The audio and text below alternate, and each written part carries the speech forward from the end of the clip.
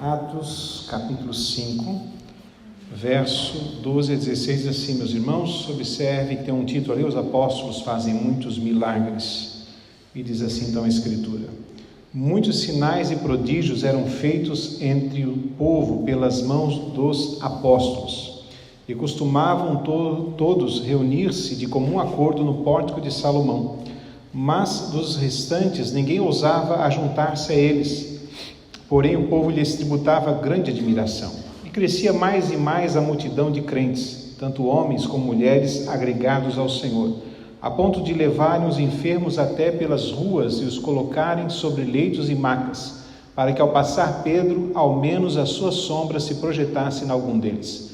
Afluía também muita gente das cidades vizinhas a Jerusalém, levando doentes e atormentados de espíritos imundos, e todos eram curados. Oremos mais uma vez. Pai querido, obrigado, nós te agradecemos, podemos entoar-te louvores, reconhecer o teu nome, Senhor, que é maravilhoso, o nome de Jesus, que é Salvador, que é santo, que é eterno, que é realmente a causa de estarmos aqui nessa noite. E também como oramos com o presbítero Valdir Silva, ó Deus, a tua palavra, Senhor, é realmente aquela que nos conduz a esse Deus, a esse Cristo, a esse Salvador. Portanto, nesse instante, abre os nossos corações, o nosso entendimento, e que possamos, ó Deus, através dessa ação iluminadora que só o Senhor pode dar aos nossos corações, aprendemos um pouco mais nessa noite da tua palavra e reafirmarmos assim a nossa fé em Cristo Jesus. É o nosso desejo, é a nossa oração, em teu nome, Jesus Cristo. Amém, Senhor. Amém.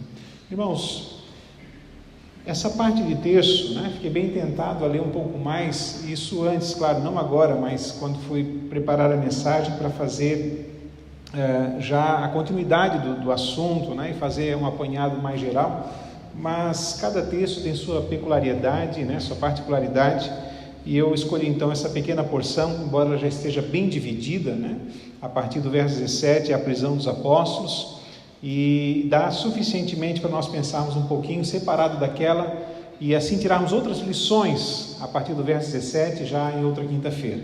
O fato é que a Escritura é bem rica e a gente pode sempre trazer muitas reflexões através de um mesmo texto, que pode ser pregado hoje, depois, outro dia ou por outro alguém, e assim aprendemos sempre da palavra de Deus, porque ela é muito rica de princípios.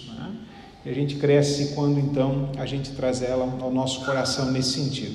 E quando nós olhamos essa passagem, nós vamos perceber aqui o cumprimento do pedido dos apóstolos na sua oração, lá em Atos no capítulo 4, que está aí do ladinho, na verdade. Se você olhar do verso 29 a 31, você vai perceber que eles oraram o seguinte: agora, Senhor, diz o 29, olha para as suas ameaças e concede aos teus servos que anunciem com toda intrepidez a tua palavra, enquanto estendes a mão para fazer curas, sinais e prodígios, por intermédio do nome do teu santo servo Jesus.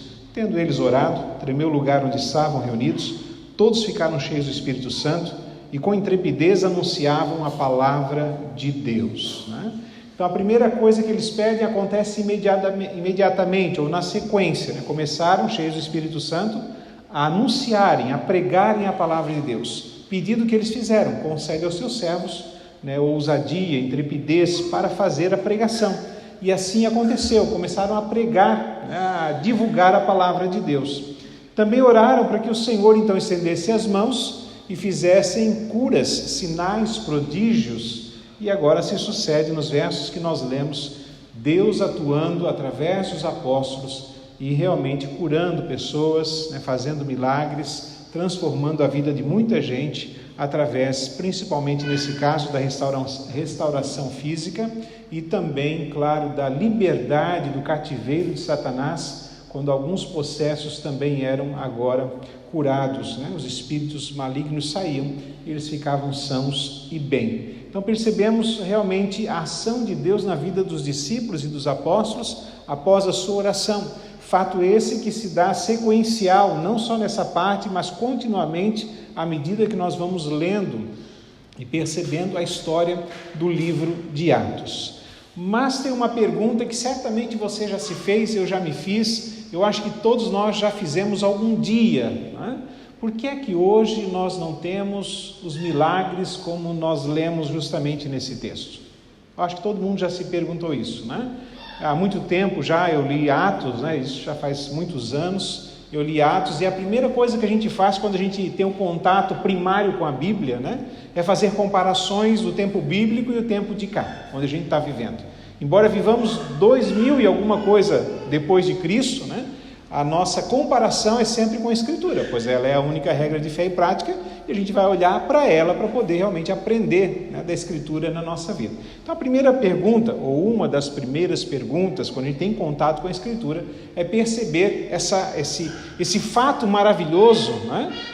Convenhamos, né? Devia ser algo extremamente deslumbrador, né? De ficar de queixo caído das coisas que aconteceram, né? Não só positivas, porque nós vimos nos versos anteriores a respeito de Ananias e Safira, né, que acabaram morrendo porque mentiram a Deus, né, e criaram um estratagema para enganar aos discípulos e aos crentes e tiveram grandes problemas. Então ali também certamente algumas pessoas já ficaram de queixo caído pelo julgamento do Senhor, fazendo com que 2 pessoas viessem à morte por causa da mentira, mas isso debatemos já na semana anterior.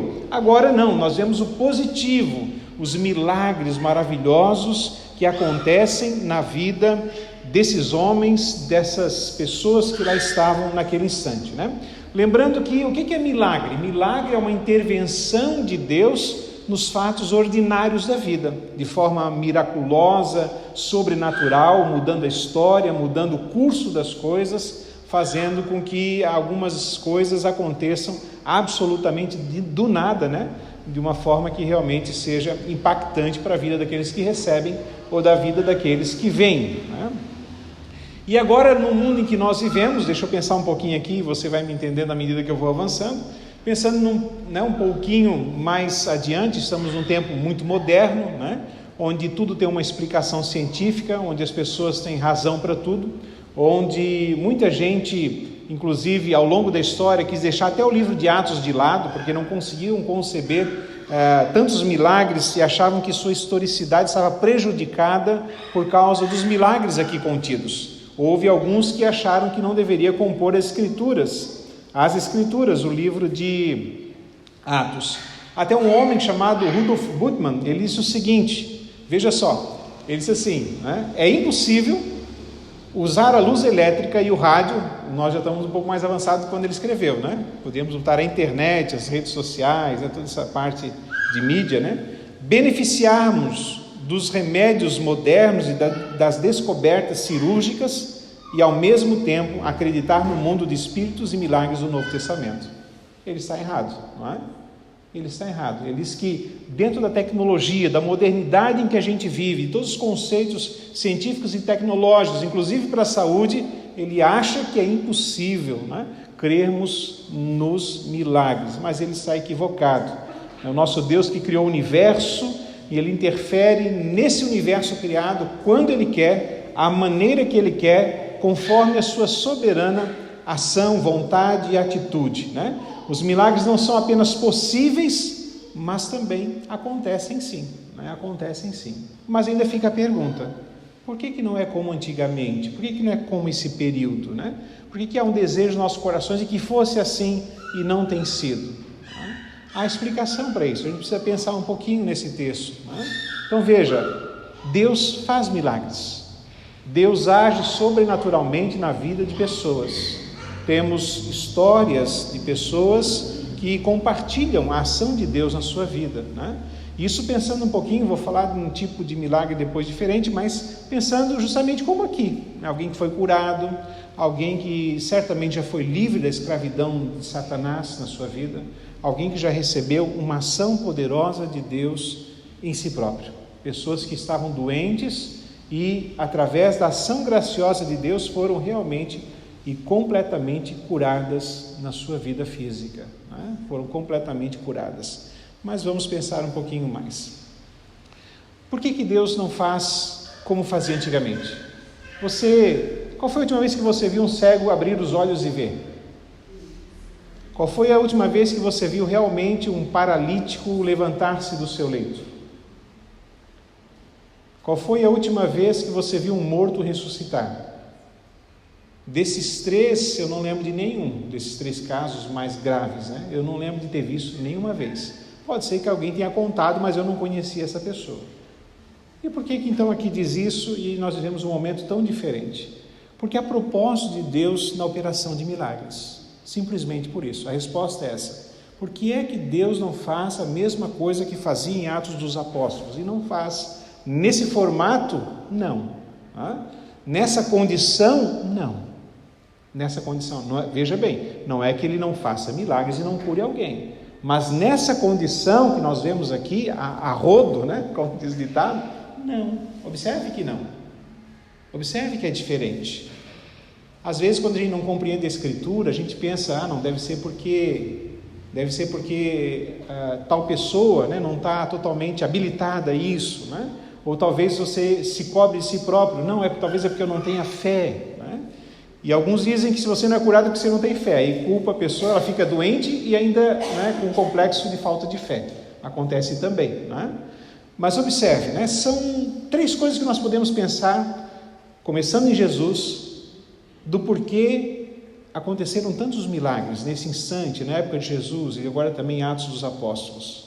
Porque há propósito nos milagres, eu quero falar um pouquinho desse propósito. O primeiro propósito é para demonstrar compaixão diante das necessidades humanas, compaixão de Jesus, compaixão de Deus diante das necessidades humanas.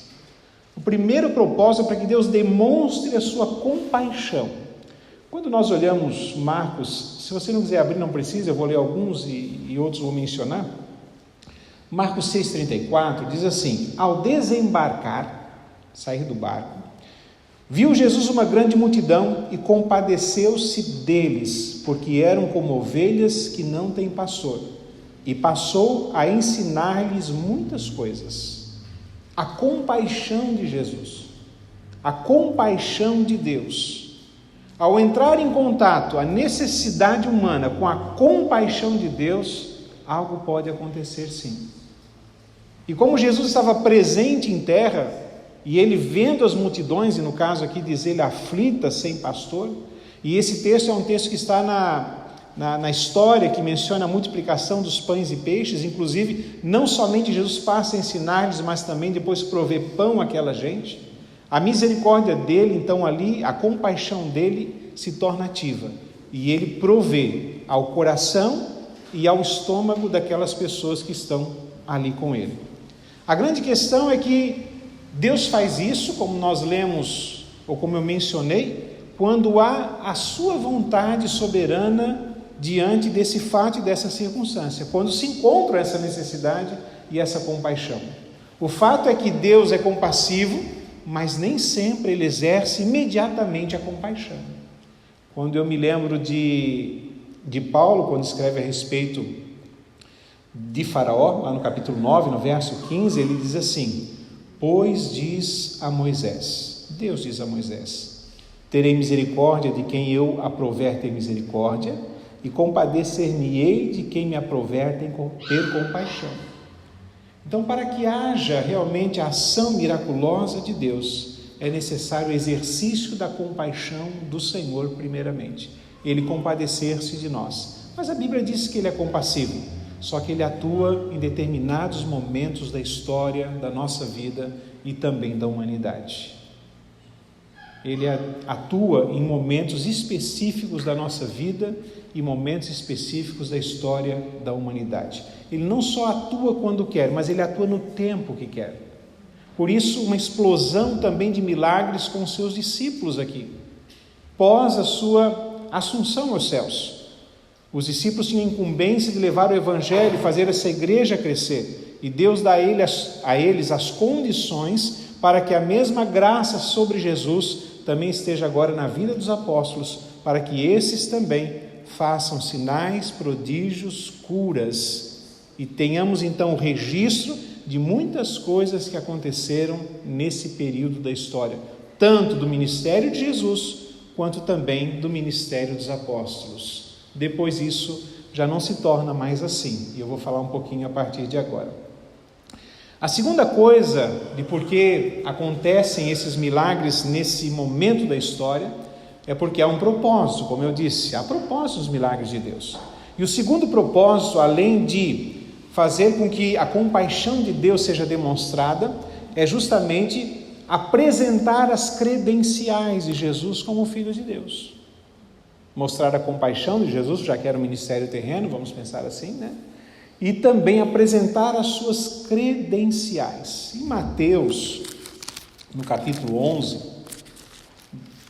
no versículo 2 a 6, diz assim, quer ver? Esse eu não anotei, vou procurar aqui na Escritura para compartilhar contigo. Diz assim, 11 de Mateus 2 a 6. Quando João ouviu no cárcere falar das obras de Cristo, observe do que João ouviu falar? Das obras de Cristo. Mandou por seus discípulos perguntar-lhe, és tu aquele que estava para vir, ou havíamos de esperar outro? E Jesus respondendo disse-lhes, ide anunciar a João o que estáis ouvindo e vendo. Os cegos veem, os coxos andam, os leprosos são purificados, os surdos ouvem, os mortos são ressuscitados, e aos pobres está sendo pregado o Evangelho. Até aí está bom, né? Então observe, as obras de Jesus chegam aos ouvidos de João Batista, que nesse instante estava preso. Ele manda perguntar pelos discípulos, né, a Jesus, se é ele realmente. Mesmo depois de um tempo, né, João, como qualquer ser humano, tem as suas indagações no coração. Não julguemos por isso, apenas compreendamos que a partir daí Jesus traz o ensino, e Jesus então resgata as obras que ele vem fazendo e diz que os cegos veem, os surdos ouvem, os leprosos são curados, né? E também mortos ressuscitam. Observe, olha o naipe, né, do milagre realizado, o alto padrão, como já preguei outro dia, né, sobre o feito de Jesus, que nós não vimos mais hoje, mas vimos também nos discípulos. Mas por que era feito isso lá e não é feito aqui? Era necessário para que as credenciais de Jesus vindo ao mundo fossem realmente claras o suficiente para provar que ele era o Filho de Deus. Que aquilo que ele pregava com autoridade a respeito dos céus fosse confirmado com as suas obras, como diz o verso de número 2. As obras de Cristo, as obras do ungido. Não eram obras de outra pessoa, era obra dele, de Cristo, dando credencial a ele de que ele era o nome que está acima de todo nome. Nome que a irmã Nega cantou, o nome que também cantamos, nome que a Escritura traz para nós como verdadeiro e poderoso Deus sobre todas as coisas. Veja, não estou dizendo que Jesus não cura, só estou dizendo que há uma diferença entre esse momento da história, por algumas razões, e o momento em que nós vivemos hoje, para a gente poder entender no coração e não ficar uma vida inteira frustrado, né? Algumas pessoas, mesmo depois de conhecer a Escritura, mas não sabendo de alguns detalhes teológicos a respeito dela, acabam se perguntando para o resto da vida. A gente pode perguntar quando conhece, mas à medida que a gente vai conhecendo a Escritura, essas dúvidas precisam ser sanadas para a gente poder usufruir das bênçãos de Deus completamente, com alegria e sem essas frustrações, né? Outra coisa importante para a gente pensar, mas o pastor falou de Jesus, mas aqui foi os discípulos que fizeram, tudo bem, né? Vamos lá para o verso 12 do capítulo 5 e confirmar isso também, veja aí. Diz assim, muitos sinais e prodígios eram feitos entre o povo pelas mãos de quem? Quantos eram os apóstolos? Quantas pessoas já tinham na igreja? Capítulo 4, verso 4. Aproximadamente 4. Aham. O número já havia subido para quase 5.000. Claro que geralmente se contava os homens, né? Era uma questão cultural da época, então havia muito mais gente. Então de 5.000 pessoas, vamos botar assim, vamos inteirar, né? 5.000 pessoas, 12 homens faziam prodígios, sinais e curas. Por quê? Porque não era cada crente fazendo cura. Não é que outros não fizeram também, provavelmente, né? Não há muitos registros, o registro maior está aqui em cima dos apóstolos, né? Mas observe, por quê?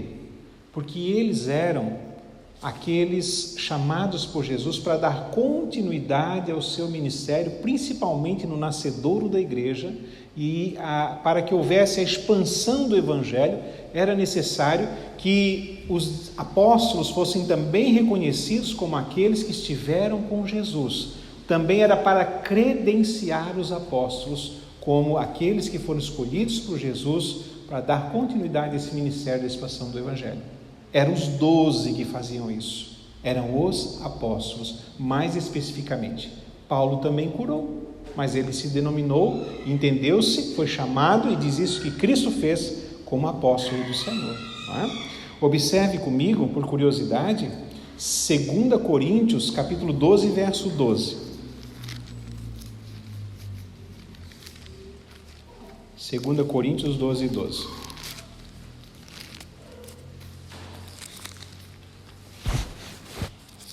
Se não me ouça, mas é bom você abrir esse texto, porque vale a pena você gravá-lo, porque vale a pena para a gente poder confirmar o que a gente está conversando nessa noite, né?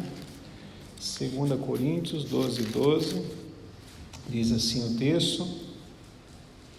Olha que interessante que diz aí o próprio apóstolo Paulo escrevendo, né? Pois as credenciais do apostolado foram apresentadas no meio de vós, com toda a persistência, por sinais, prodígios e poderes miraculosos. Paulo está falando de quem? Dele mesmo. É como se ele dissesse assim, olha, eu no meio de vocês, ao fazer curas, sinais, prodígios, coisas miraculosas, demonstrou-se que eu também sou apóstolo. Também tenho as credenciais que tiveram os outros apóstolos, embora nascido fora de tempo, ele diz em outro texto, né? Então ele está dizendo o seguinte, ou a Escritura, se pensarmos no contexto geral, a Escritura mostra para nós que aquela condição, né, de milagre a rodo, né, era uma condição claramente voltada aos apóstolos de Jesus, que precisavam dar continuidade e fazer com que o evangelho se espalhasse sobre a face da terra, num momento onde a mídia era totalmente diferente de hoje, né? Hoje uma pessoa pode alcançar o mundo com a mídia, né? Naquele tempo não, era de boca em boca, né? Era realmente então interessante que o Novo Testamento não estava pronto para falar de Jesus, era oral. As pessoas precisavam dizer de Jesus, os apóstolos precisavam pregar de Jesus. Não havia a leitura, porque não havia o Novo Testamento ainda. Eles precisavam confirmar que Jesus era o Messias. Paulo usava, por exemplo, o Antigo Testamento, ia nas sinagogas primeiro, achava um ponto de contato, ia nas sinagogas e ele anunciava Jesus a partir dos textos do Antigo Testamento, provando que Jesus era o Cristo. Por causa do quê? Das obras que Jesus fazia. Porque o que diz a Escritura, né, a respeito de Jesus? O Espírito do Senhor está sobre mim, me ungiu a pregar boas novas, a curar os quebrantados de coração, né, a fazer as obras. Esse é quem? O próprio Jesus leu isso na sinagoga, né? Esse é quem? Ele próprio. As obras são dele. É uma credencial, são credenciais de que Jesus é o Filho de Deus. E com relação aos apóstolos, que eles caminharam com Jesus, estão a fazer aquilo que Jesus mencionou que fariam, né? Vou mais um pouquinho. Você sabe que tem um lapso desse momento histórico do livro de Atos e o momento que a gente está. 2000 anos, já citei antes, né? Ao longo da história, a gente não encontra mais sinais assim. No século II e no século III, onde as escrituras já começavam a circular, as cartas já circulavam com mais intensidade, onde outros homens, né, conhecidos como pais da igreja, começaram a registrar informações a respeito do Evangelho, a já articular teologia, né, a confeccionar compêndios teológicos, explicando inclusive as próprias Escrituras e as questões relacionadas a Cristo Jesus, nós não vimos mais isso. Esses homens já não relatam mais coisas nesse sentido.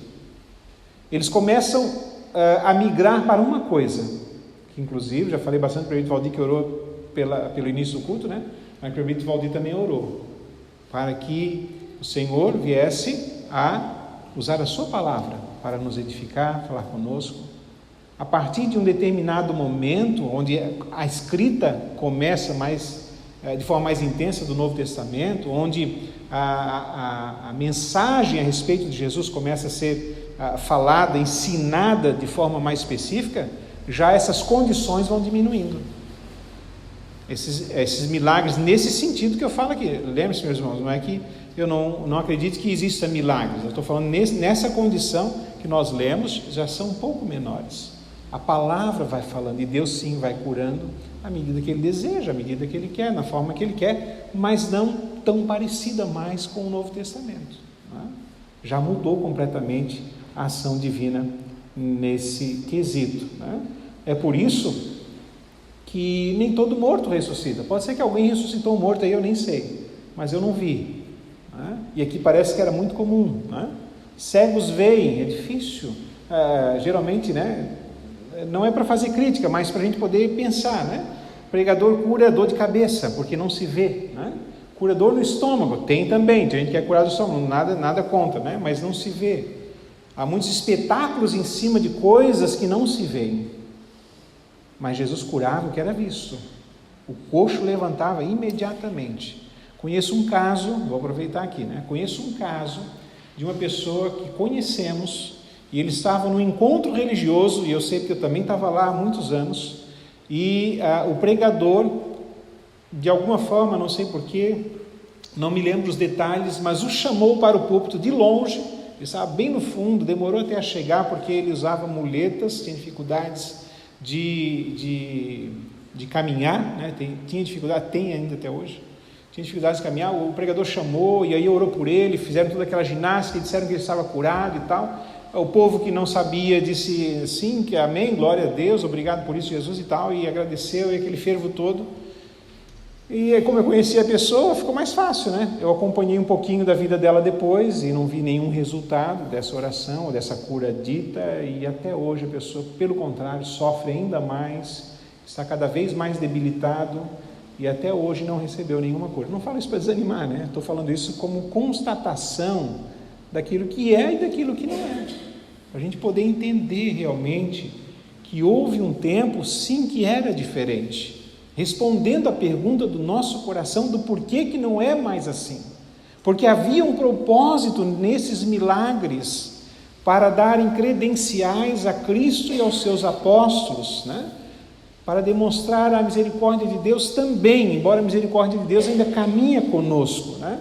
E temos ela todos os dias sobre a nossa vida. E em terceiro lugar, para a gente não se alongar muito, o propósito terceiro dos milagres portentosos que nós vimos aqui nessa parte de Atos é para transmitir verdades espirituais. O milagre não é por milagre, não é só receber por receber. O milagre, observe, quando Jesus fazia milagres, onde é que ele estava? Em regiões ermas, onde as pessoas não tinham principalmente contato com a religião da época, pessoas sem a comunhão com Deus, entre aspas, no sentido religioso. Os apóstolos precisam ensinar de Jesus, e o que eles fazem? Eles fazem esses sinais, dados, né, como dom para que eles façam através de Jesus, mas para levar o Evangelho. A causa primária não é realmente o milagre, a causa primária é a pregação da palavra. É por isso que talvez você já tenha visto, aí eu já vi, né? Eu já vi pessoas que, uma vez possessas de espíritos, fossem libertas, mas eram pessoas que não eram da igreja, claro, né? A princípio não deveria ser, senão, né, não deveria ser a possessa, mas o fato é que houve uma cura, um milagre, houve realmente algo, e ali foi se pregado o Evangelho. Há na nossa região, os irmãos sabem, pessoas que já foram curadas fisicamente e foi anunciado o Evangelho a elas. Algumas nem vieram para a igreja, algumas nem têm comunhão com Deus, receberam uma graça, foram curadas, mas lá se falou do Evangelho de Jesus, lá se falou da salvação em Cristo. Geralmente, não é geralmente, aí eu peco no falar assim, né? Muitas vezes, e esse é um objetivo realmente da ação miraculosa de Deus, é levar o evangelho da salvação ao coração das pessoas, através de vidas humanas, sim, mas geralmente essas coisas estão linkadas uma à outra. Não há necessidade de milagre por milagre. É por isso que às vezes muitas pessoas, missionários ao redor do mundo, compartilham milagres específicos, porque eles saíram para outro local para pregar o evangelho de Jesus, num local onde Jesus às vezes não é conhecido, claro, e lá Deus faz algo para dar credencial talvez ao missionário, mas principalmente para que o nome dele seja glorificado, reconhecido, e assim a palavra seja pregada através dessas pessoas. Não precisa abrir, o texto que eu li diz assim, observe como isso realmente está ligado, né? Uma curiosidade, lá quando eu li Marcos 6,34, diz assim, né? Ao desembarcar, viu Jesus grande multidão, compadeceu-se deles, porque eram como ovelhas que não têm pastor, e passou a ensinar-lhes muitas coisas. Esse é o objetivo, ensinar, instruir, falar, mencionar. Se nós abrirmos, se você não quiser não precisa, mas em 1 Coríntios, capítulo de número 1, vou abrir aqui rapidinho, a umidade está colando as páginas da minha Bíblia. 1:21 de 1 Coríntios diz assim: visto como na sabedoria de Deus o mundo não conheceu por sua própria sabedoria, aprove a Deus salvar os que creem pela loucura da pregação. A palavra é o mais importante do que todas as coisas da nossa vida. A ideia do milagre é transmitir verdade. Não que Deus não cure, não que Deus não faça, mas é isso, para que realmente as pessoas possam compreender a verdade do Evangelho. Lembre-se que o livro de Atos é um livro que fala da expansão do Evangelho no primeiro século, né? Naquele momento ali do Império Romano. É quando realmente a palavra de Deus vai alcançando rincões, onde nem se ouvia falar do nome de Jesus, claro, estava começando. E aí os milagres foram assim, realmente grandiosos, para que as pessoas crescem naquilo que estava sendo falado a respeito dos discípulos.